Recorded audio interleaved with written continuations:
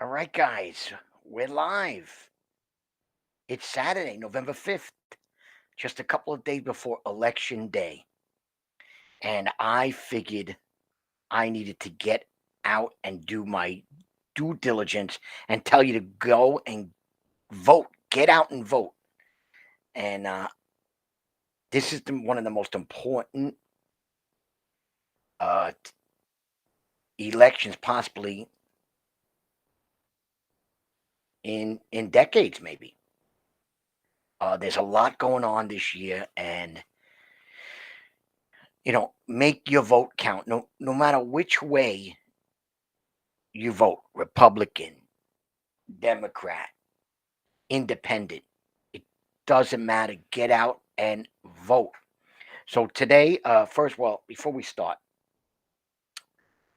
this is Joe Saglimbeni. It's my YouTube channel, and we're live. Let's chat live. And uh, I'm basically a blue collar worker who invests in stocks, and I try to give opinions on stocks, investing, and once in a while, I talk about other subjects. And I wanted to definitely get the on YouTube and talk about the election coming up on Tuesday, November 8th. So get out and vote. So the reason why I wanted to make this live stream is because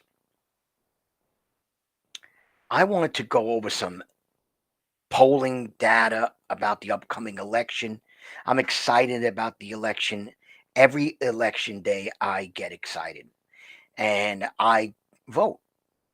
And this year is especially, I mean, I thought last year was crazy, but this year seems to be even more crazier. So today I'm going to go through a couple of things like some polling data, some of my projections of what's going to happen on election day. And if you saw my last live stream last week, uh, I I think that what's going to happen on election day, like I said in that live stream last week, I think what's going to happen this Tuesday is going to start a bull run in the stock market. Not financial advice, just my opinion. Of course, do your due diligence and reach out to a financial professional about anything I talk about with stocks, real estate, investments, cryptos, you name it. All right. I am not a financial professional. I don't even play one on YouTube. This is just my opinion. But anyway, I think this is why you have to definitely focus on this election, pay attention to this election. And we're going to get into it right now. Uh, Basically, let's talk about it. All right. So before I start getting into some polling data or some articles, let's talk about 2020. 2020's election was President Trump versus Joe Biden. And if you remember my polling videos on my Access Not Denied YouTube channel, I said I predicted that it would be a close race, but all the polls that I was watching had it so tight, and I thought that President Trump would win by a small margin. It turned out the race was kind of tight, but President Trump lost, and he lost a couple of close states like Nevada, Arizona, Michigan, Pennsylvania, 4 or 5 states that he lost very close, and there was a big uproar. President Trump thought the election was stolen. There was the January 6th uh, protest at the Capitol that caused more problems. And ever since that election, 2020, and then into the protest on the Capitol on January 6th, there's been a sense that elections can't be trusted. The polls can't be trusted. Elections can't be trusted. Does your vote count? And all this stuff like that. So I'm fascinated with this midterm election, 2022, because there is no presidential. There's no one's running for president. This is Congress and gubernatorial, Senate, House, and governors, right? So I'm very curious about the election vote, all the votes that are going to be tallied up. So I'm going to be paying attention to it and see if there is manipulation or election problems, counting the vote problems. I don't think there is going to be, uh, but you never know. Let's see what happens. It's gonna be a wild ride on Tuesday. So this sets up 2022. 2020 sets up 2022, and you have Senate and House seats up for grabs, and there's some gubernatorial, state governorship elections up for grabs. So what's going to happen? Is there going to really be a red wave? So lately, the news has been saying that there's going to be a red wave. Now, I will get into my opinion on whether or not there's going to be a red wave, but we're going to go and look at some polling, and we're going to basically use 538 and Real Clear Politics, and maybe if we have time, go through some separate elections and some articles. But let's first talk about, let's see what I have here. I have a couple of websites I'm going to look at, and I just want to see what we have here. Okay. All right. So this is from Vox, and I'm going to make this bigger. This is kind of a midterm cheat sheet from Vox, which is an article news organization where you can get articles about all different things. But basically, this is kind of setting up the midterm elections, right? Here's what is really at stake in 2022 midterm elections. And this article goes through a couple of things. Uh, they're fast approaching right now. They're anything but straightforward. While Republicans were once favored to win a large House majority and even retake the Senate, things are looking more promising for the Democrats. Now, the reason why I brought this article up first, and this article was published September 12th, okay, which is almost 2 months ago. And why I bring this article up is things have already changed in the time since this article was written. So at that time, Republicans who were once favored to win the House majority and even retake the Senate, things are looking more promising for the Democrats, as voters across the country have been energized by the issue of abortion rights. With less than 2 months to go, there's a lot that's still uncertain from how much Democrats can buck historic trends. And we will get into the historic trends about midterm elections and the uh, the first term for a president and the midterm elections that occur during the first term. Just to show how big a role inflation will continue to play, and then they go into questions about all different things about the midterms. So that was September. Now, I also have an article from The Economist that does a forecast. This is more up to date, right? So, for example, this updated November 5th, which is today, and this from The Economist, according to their prediction, they say it's a close race in the Senate with the Republicans slightly leading 50.7. So let's just say that 51 to 49. 49 seats go Dems' way, 51 seats go the Republicans' way. And here they say predicted to win 45 to 54 seats, or the Republicans are predicted to win 46 to 55 seats. All right. And then they go into a couple of things. These are good articles. You can look here and see who's up for elections, like Fetterman in Pennsylvania is going up against Oz. You could check that article out, and that is The Economist.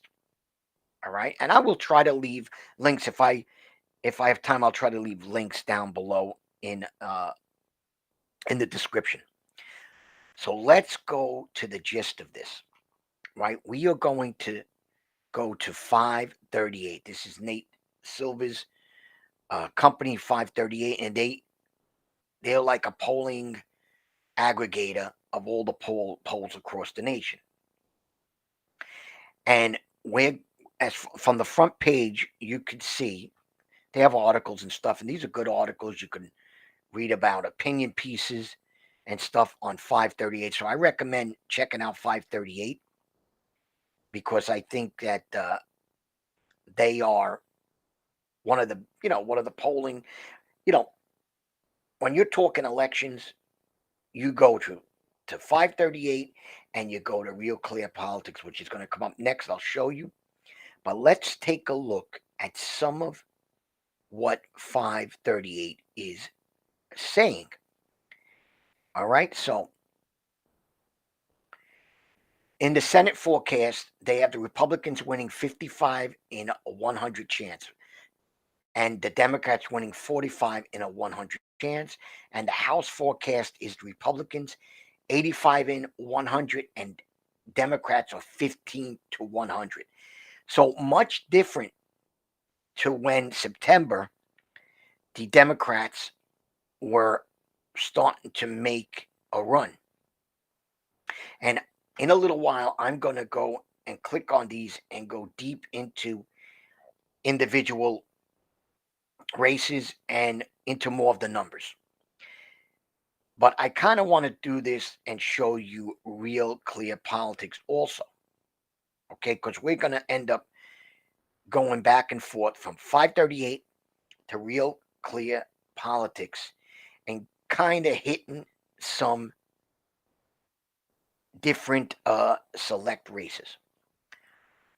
Real Clear Politics. So this is Real Clear Politics. Again, they have articles, but the key here is to go when you go to Real Clear Politics (RCP). You go here and you check out these tabs for Senate, House, and Governor. So what we are going to do is, for example, let's check out the RCP projection for Senate. And over here, you're seeing that they also do a aggregate of polling, and they have a 54 Republican projection to a 46 Democrat Senate seat projection. And then we're going to go to different states with this also. And here you could drop down and go to each individual race. And these are not all the races, these are the most toss up races, the closest races. All right. So that's Real Clear Politics, and this is the Senate. And then there's also the House, which we will go into. Not as deep, but we will check it out also. And see where their predictions stand, and let's talk about this now. We'll start with 538. So let me just come back on the screen here. So this polling stuff that you're going to see right now, they're not. These are projections. These are predictions. This is polling data. This is questions on the phone, reaching out to either registered voters or likely voters about who they are going to vote for. Sometimes it's as high as 2,000 participants or as low as five, 600 participants. So again, it's really election day that's most important. But to get a sense of where people are voting, which way they're going, polling firms go out and they ask voters out there and try to get a feel of the election and how it's gonna look. And in 2016, when President Trump beat Hillary Clinton, the polling data is like 538, and even Real Clear Politics kind of got the kind of got it wrong because President Trump won and Hillary Clinton was really favored, and polling numbers showed back then that Hillary was going to win. And that started this debate after President Trump won. That started this debate about, are the polls right? What are they getting wrong? Why did this happen? And I think, my personal opinion, the polling got it wrong because Democrats and Republicans, so Democrats answer polling or answer the phone more than Republicans. I think that's what happened. The Republicans were kind of silent but deadly and decided to go out and vote for Trump. And they came out and voted. Their participation, I think, in 2016 was super strong, as it was in 2020. But the Democrats really came out in 2020 because there was a dislike for Trump, and they really came out probably more than they ever did to get Trump out of office. So again, remember that. It's you got to get out there and vote. People have to come out and vote. And is this midterm election going to be, are a lot of people going to go out there and vote?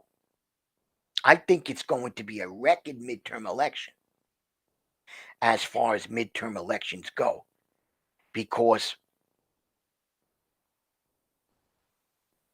of what has happened in 2020, 2021, and 2022 in the United States and in the world. We're talking pandemic, we're talking inflation, we're talking crime, we're talking abortion, we're talking January 6th, we're talking supply chain issues, we're talking um, President Biden's uh, unfavorable numbers. He's not really has it. He doesn't have a good approval. So this is going to be kind of a crazy midterm election, and I think the numbers are going to be huge. People are going to come out.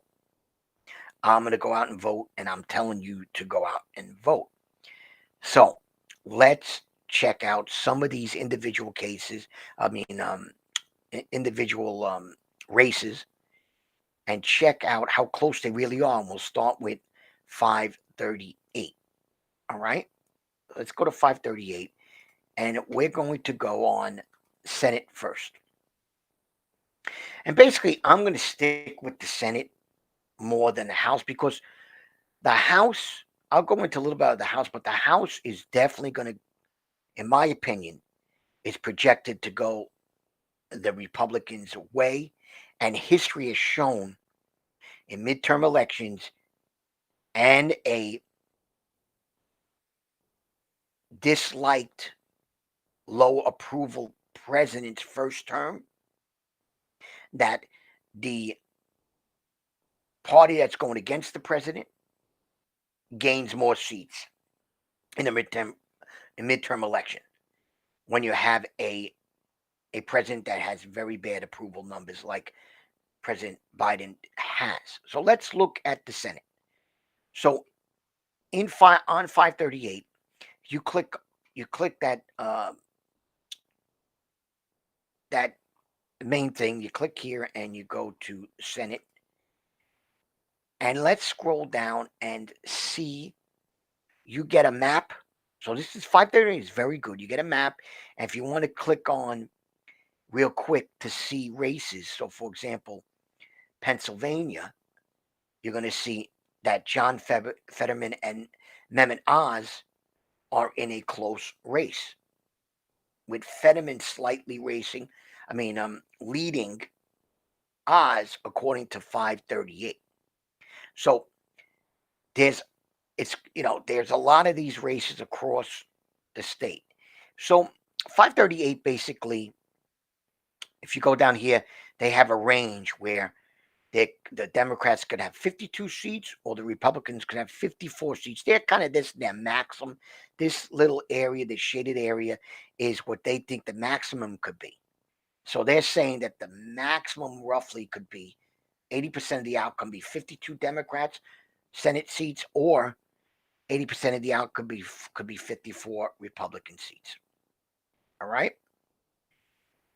And then here, remember we saw the article from Vox about September. So you're going to see, let's go to September. We'll go around September. And you're going to see that the Senate forecast that the Democrats had a 68% chance of controlling the Senate compared to Republicans, 32% chance out of 100 on September 1st. But now you're seeing things have changed. 54% chance for the Republicans to gain in the Senate as opposed to the Democrats, right? Okay. We scroll down and we go to the individual Senate seats, Senate races. And you're going to see Oz, Herschel Walker, Laxalt, Masters, right? I'm going to look at some of the close races. Some of these, like the Wisconsin race with Johnson against Barnes, my opinion is basically that Johnson's going to win this race. So we're going to stick to some of the close races, and those are going to be Pennsylvania, Georgia, Nevada, Arizona, and New Hampshire now is starting to move also. But let's take a look at Oz, Fetterman, Pennsylvania. And this is where, if you scroll down, you're going to see 538 has the polling firms: Trafalgar Group, Marist, Emerson, uh, Susquehanna, you name it, right? When I did the polling back for the Trump versus Biden back in 2020, I stuck to I basically focused on Trafalgar Group, Emerson, um, the Hill, which is not right here, but if you see, it might show up here. Let's see, show more polls. YouGov. So if if you open that up, you'll see that back in October 14th, Fetterman, for example, Fetterman, let's go to like YouGov. Fetterman was +2. Fetterman was +6. And then, so the problem here is you don't see many Yeah, okay, so insider advantage. Let's take a look. Oz was +3. Now Oz is +2. So Fetterman was making a move here. And it's like you could kind of look at all these polls and see from the early dates to now how everything is rolling. So if you could see Fetterman was leading, Oz was trying to catch up. Now it's a toss up. Well, what does that mean? The momentum is on the Republican side with Mehmet Oz. That's what that means. And if we go to Real Clear Politics and we check out Oz, Senate projection, and we go to Pennsylvania, and on Real Clear Politics, you're going to see that they also do all different polling. See, the Hill is here, Emerson, and they also show Fetterman and Oz, and now they have Oz leading. They go a little bit different too. They kind of measure whether or not the whole state is kind of leaning Republican. And this is why Oz, in their opinion, Oz is going to win this race. A GOP hold at Mehmet Oz is going to win this race.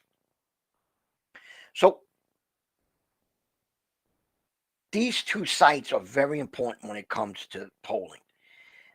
In 2020, Real Clear Politics was the better predictor. Let's just say it that way. While 2020, 538 kind of got it wrong. Now, why? I think 538 does more polling with sometimes um, they do a lot of polling with registered voters. So registered voters don't always vote. You really want to focus on likely voters. You're going to likely vote. You're going to vote on that day. That's the question. Are you going to vote on that day? And I think what happens here in 538 is that they get a lot of registered voters as a registered voter polling as opposed to Real Clear Politics with more of these likely voting scenarios. And one of my favorite is Trafalgar Group. Now, I know they say it's a Republican leaning kind of polling, but I don't think it is. I think it's they got it right. They got most of it, 2020 and 2016 right. And for example, you look at Oz versus Fetterman, and you click on this, and let's click on this and open the tab up to Trafalgar Group. And this is the Trafalgar Group, and you could open that up from Real Clear Politics, and you could see conducted on November 1st to November 3rd, just under 1,100 respondents, likely 2022 general election voters, response margin of error, confidence, right? Now, you go here and you see if the election for U.S. Senate were held today, for whom would you vote? Mehmet Oz, 47%, John Fetterman, 45%, other undecided. This is important. The undecided is important because where these undecided going to lean on election day. But here's what I like about Trafalgar Group. If the election for governor were held today, for whom? Okay, so this is the governor. For whom would you vote? Shapiro 49, Mastriano 45, undecided 3%. But here's what I like: party participation. This polling was asked to 46% of the respondents were Democrats, while 42% were Republicans. So it was a Democrat strong poll. Yet, meaning theoretically, if you're a Democrat, you're going to vote, this should be more. Fetterman should be winning this because there's a Democrat leaning. The questions are leaning towards Democrats. Democrats are answering these questions, more Democrats. Yes, there's no party or other 10%, but still it's leaning with more respondents being Democrats. And that's why I like Trafalgar. It seems like they kind of try to get up, like try to get, how do I say it? Some other polling groups have more Democrats, way more Democrats, which happens. Let's see if we can get it. Like, let's look at Marist. See, I don't know if we're going to be able to get this, but let's see. The survey of 1,254 Pennsylvania adults were conducted, blah, blah, blah. 18 years old by phone using live interviews. The sampling frames were included. Blah, blah, blah, blah. The sample were combined. Let's see. There are 1,152 registered voters. The results for this subset are statistically significant with 3.8%. There are 1,020 registered. The results tables included. So it looks like, let's see if we can get Democrat, Republican, party identification, 43% Democrat, 38% Republican, 19% independent, age 45 or older. But these are registered voters. Now, if you go to Trafalgar, let's see, age participation. They do it also 18 to 24, 25 to 34, 25 to 44, 45 to 64, and 65. They also do ethnicity, white, black, Hispanic. Again, though, likely voters, male and female. I think that's the key, is that the likely voter is the key. Now, I think this is going to be close races. I think the Oz versus Fetterman is going to be close. I think they're all going to be close. But I think what all right, let me put it this way. What are the issues for 2022? Back in August and September, abortion was a big issue. And that was the main issue on people's minds. I think that's why the Democrats showed a stronger chance of winning the midterm elections because of the abortion issue. But once the election approached or is approaching closer, the real issues are crime and inflation. Crime and inflation.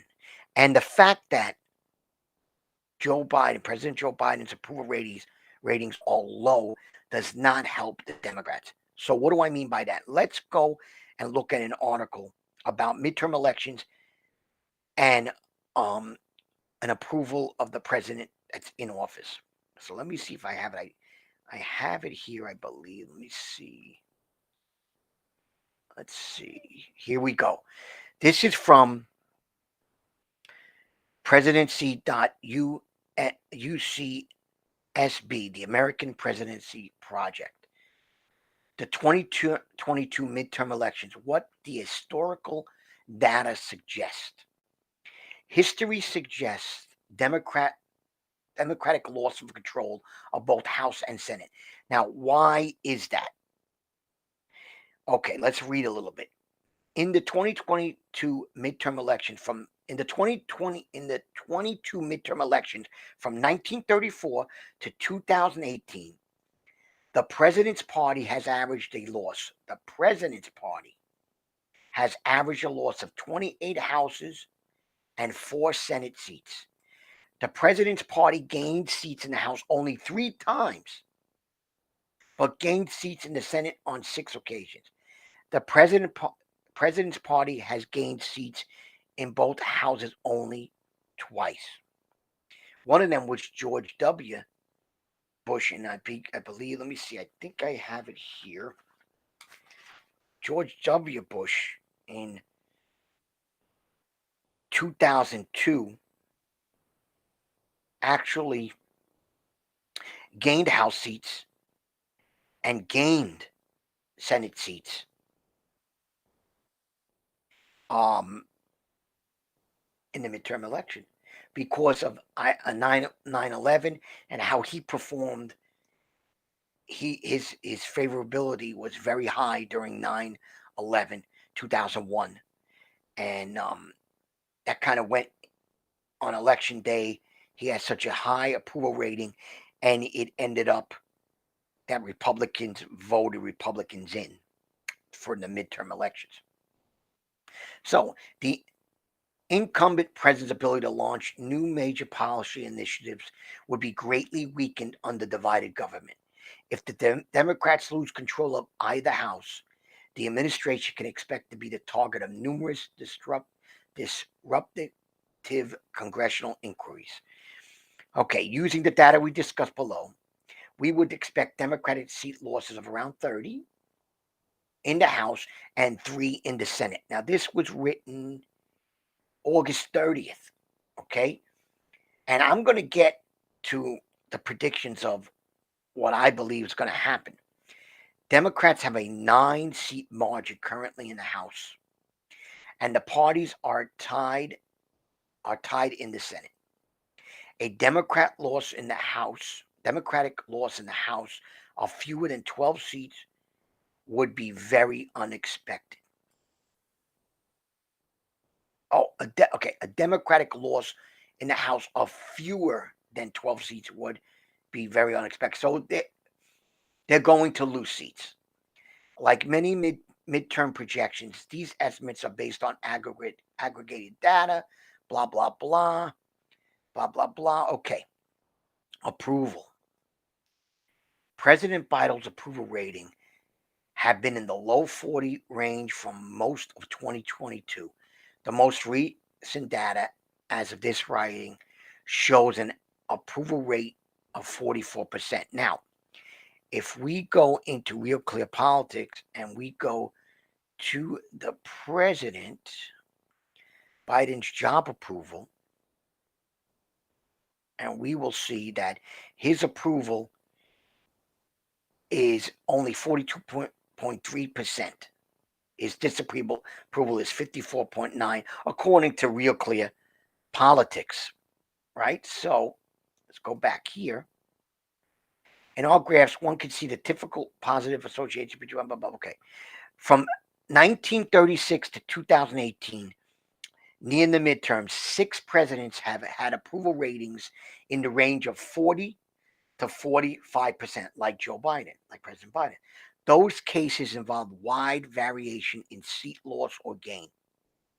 The range of outcomes in the Senate was between -9 and +2 seats. The average was a loss of 4 for the president that had an approval rating between 40 and 45%. In the House, presidents with approval rating between 40 and 45% saw their party lose between 63 and 13 seats, with an average loss of 36 seats. There have been no instances of House seat gains for presidents with approval as low as President Biden, Joe Biden. So, what does this mean? What does this mean? Actually, let me put this up for you guys because let's show that a little bit here. The article. Go to the article, right? The American Presidency Project at presidency.ucsb.edu. The 2022 midterm elections, what the historical data suggests. Go to that article, and I'll keep it up there a little bit. Now, what does this mean? President Biden's approval rating is 42%. 43%. That's bad. We have crime, inflation, abortion issues, January 6th insurrection issues, right? I think crime and economy is the most important situation we have in the country right now. It's not abortion and it's not the insurrection. They're important, but it's not what's on voters' minds. They're worried about gas prices. They're worried about milk prices. They're worried about how to feed their family. So let's look at some predictions, and we're going to stick to real clear politics since it's just a little easier uh, to look at on the screen. So let's go to real clear politics again, and let's look at Senate polls, right? Actually, Senate map. All right. Now, this is the current Senate map. 48 Republicans, according to Real Clear Politics, is basically safe, right? 44 Democrats are basically safe. Toss ups are 8, and these are the toss ups: Arizona, Colorado, Georgia, New Hampshire, Nevada, Washington, Pennsylvania, and Wisconsin. Okay, now let's look at the Senate projection of Real Clear Politics. Okay, and then at the end of the live stream, I'll kind of go into my opinion and where I think we're going. The Senate projection, according to Real Clear Politics, is 54 Republicans to 46, a pickup of 4 Senate seats. And the Senate seats that they project or predict that it will be picked up is New Hampshire, Georgia, Arizona, and Nevada. And those are what they believe the Republicans are going to pick up. Okay, now, what do I think is going to happen with the Senate? I think that Herschel Walker is going to win in Georgia. If it goes to a runoff, I think he's going to win in Georgia. It's going to be close, close, very close. I think this is the closest race. I think this is the closest race. Now, Arizona and Nevada. So we could click on Nevada and we have Laxalt against Masto. Okay? According to Real Clear Politics, this is a GOP pickup. And even let's look at the Senate side in 538 in Nevada. And look how close 538 has it. But they still have 57% of 100, 57 in 100 chance that Laxalt's going to win. So both 538 and Real Clear Politics has Laxalt winning. So I'm giving it to Laxalt. I'm giving it to Laxalt. Okay, now Arizona, the Senate race in Arizona. Blake Masters and Mark Kelly. Real Clear Politics has a GOP pickup. They have Masters winning this against Kelly. The thing with this one is 538 has this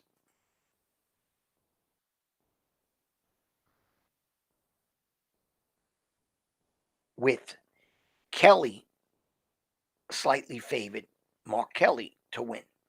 So I believe that this is also a close race. The thing with this is why I'm going to give it to Masters. I think it has to do with the fact that in Arizona, Carrie Lake is is just killing it when it comes to she's going to win this race big, I think. And she's killing it. She's, how do I say this? She's like a dynamic figure who she's so scary that Katie Hobbs, or she's so good that Katie Hobbs, her opponent, does not want to debate her. She's going to pick up this race. And I think what's going to happen is when they're on the ballot, right down on the ballot, a lot of these Carrie Lake, a lot of these Carrie Lake voters are going to vote for Masters. So I'm giving this race, Arizona to Blake Masters. So let's go back to the Senate map here. And let's look at the projection. So I'm giving Nevada, I'm giving Arizona. Now, New Hampshire. New Hampshire is interesting. Don Bolduc is running against Maggie Hassan. I think that's how you say it, Hassan. And Real Clear Politics gives this a GOP pickup. Okay? It's been getting closer and closer. Let's take a look at 538. Now, New Hampshire. 538 has this as Maggie Hassan winning. Okay? So, I actually think that Maggie Hassan is going to win this race. I think it's going to be close, but I think that Maggie Hassan's going to win this race. So, what do we have? After we only have two pickups, in my opinion, for the Republicans, and two pickups for the Democrats. So, in my opinion, I think the Republicans are going to have a 52 to 48. I think they're going to have 52 seats. Now, they're going to be close, but I think it's going to be 52. Now, New Hampshire, Arizona, they can definitely go the Republicans' way. But this is what I'm sticking to 52 to 46. Let's see on election day. Let's see, because I don't want to be as crazy as I was in 2020, where I thought that President Trump was going to win this, and I was wrong. I'm going to play it safe. The Republicans are going to win the Senate, and they will have 52 seats to 46 seats. Now, what about the House? So, according to 538, their range for the House is 247 to 221 Dems, 247 Republicans, 221 Democrats, right? The largest number they think is going to be 247. So let's look at Real Clear Politics. Real Clear Politics, the current House, is 212 for Republicans and 222 Democrats, one vacancy. Now, here's the thing. We already know it's very likely that the Republicans are going to control the House. I mean, history has told us, that it's going to control the House. All right? That's what the historical data suggests. Right? I think before we get to the real clear politics, I think that all right, let's look a little history here. I wrote down the last time the Republicans had control of the House. It was in 2016, 2017 House of Representatives. The election was 2016 Trump. In 2017, the Republicans controlled 236 seats in the House. In 2015, they controlled 246 in the House. And in 2012, they controlled, or 2013, they controlled 234 seats in the House. So the question I pose is, will they control more than 246 back in 2015? Will they control more than 246? So let's take a look. Before I give you my opinion, let's take a look at real, clear politics opinion. In their opinion, already safe is 228. So to get to the 246, they only need like 18 seats, right? There's 33 toss ups. Well, here is my prediction, and this is where I may go crazy. I believe that the Republicans are going to control between 250 and 260 seats in the House. Yes, I said it. That's how big the red wave is going to be. The reason why I think the red wave is not going to be that big in the Senate is because the quality of the candidates may be the issue. And I could be wrong, but some of the candidates in the Senate believe that they were election deniers. They thought that there was an issue with election day 2020. I think that's going to cause a closer race in these toss-ups like New Hampshire, like Arizona, like even Pennsylvania. And that's why quality in the Senate might not be up to par as opposed to the House, where it's more localized and that Republican wave will be shown. I'm telling you, I think we're going to get above 246 that we had in 2015. And I believe it's going to be between 250 and 260 seats in the House that the Republicans will control. If they get to 260, I I don't even I don't even know the last time they controlled 260. My numbers only go back to like 1998, 1996, and they never controlled 260 in the last 20, 25 years. So that's how big this House win is going to be. That's how big this House win is going to be.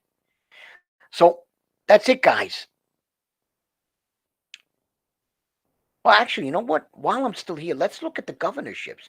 You know, you know what? Let's look at the governorships. I know I'm here a long time, and also long live stream. Hey, Fortune on Finance, how are you? I didn't notice you. I was so busy with the live stream, but good to see you, my friend. So let's look at the governorships, gubernatorial races. Okay, real quick, and then I'll end this stream because this is my longest stream ever. Let's look at the the gubernatorial races. All right. Well, we'll stick to real clear, and I'll do this quick. I'll do this quick. Right. Governor map right now. 24 Republicans are safe. 15 Democrats are safe. 11 toss-ups. Here's the toss-ups: Kansas City, Maine, Michigan, Minnesota, Nevada, New Mexico, New York, Oklahoma, Oregon, Wisconsin, and Arizona. What are the governor projections according to Real Clear Politics? 19 Democrats with 2 pickups. Republicans 31 with 5 pickup. And since I'm a New Yorker, I am going to make a crazy prediction here. And this is going to be a close race in New York. Now,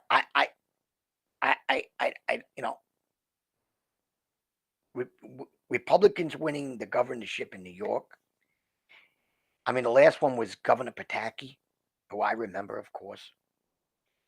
I mean, I think there's a shot that Lee Zeldin wins against Kathy Hochul.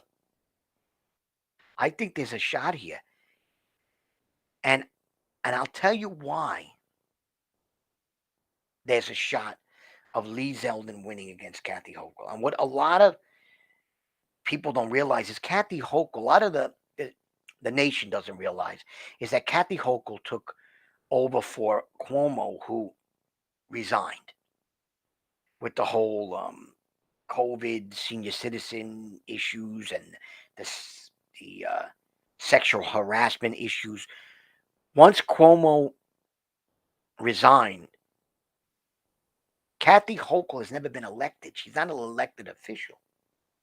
And I believe Cuomo would have beat Zeldin, even with crime, even with inflation, even with abortion, even with all these issues. Cuomo would have beaten Zeldin. But Hochul is just not as dynamic. It's almost like she doesn't even know the issues that are going on in New York State. And I think you're going to see Zeldin might win this, an actual upset in New York. So I'm going to be, of course, looking at this. I'm from New York, and I don't know, man. This is going to be a close race, but I think that Zeldin could do this. Now, Zeldin's going to have to win. Zeldin's going to have to win. The way Zeldin wins in New York, he has to get the upstate vote. He has to get Long Island. He has to get Staten Island. He's got to get parts of the city, parts of Queens, parts of the Bronx, and he has to get he's got to get he's got to get Manhattan. I mean, he's got to get some of Manhattan. He's got to get a 30% or more vote in the city, the 5 boroughs: Manhattan, Staten Island, Queens, the Bronx, and Brooklyn. There is the issue, because the city of New York, except for Staten Island, literally votes blue or Democrat all the time. But I believe Long Island is going to go. Long Island's going to go for Zeldin because he lives in Long Island. I think that'll go to that'll affect Queens a little bit. So Queens is kind of attached to Long Island. If you're from New York, Queens is kind of attached to Long Island. Staten Island will go red, and then you got to worry about upstate New York. Now, Kathy Hochul is basically, her jurisdiction is Buffalo, so Buffalo will probably go for Kathy Hochul. But this is going to be a close race. It's not going to be easy, but I think Zeldin has a shot here, and so let's see what happens there with that. Um, Um, by the way, guys, out there, thanks for coming in on the stream. Uh, and let's get to this here. Okay, so guys, I want to end this stream. It's a very long stream. All right, but I want to thank everyone here for staying with me on this, and you know, like, share, let that algorithm work for me. But most importantly, on election day, go out and vote.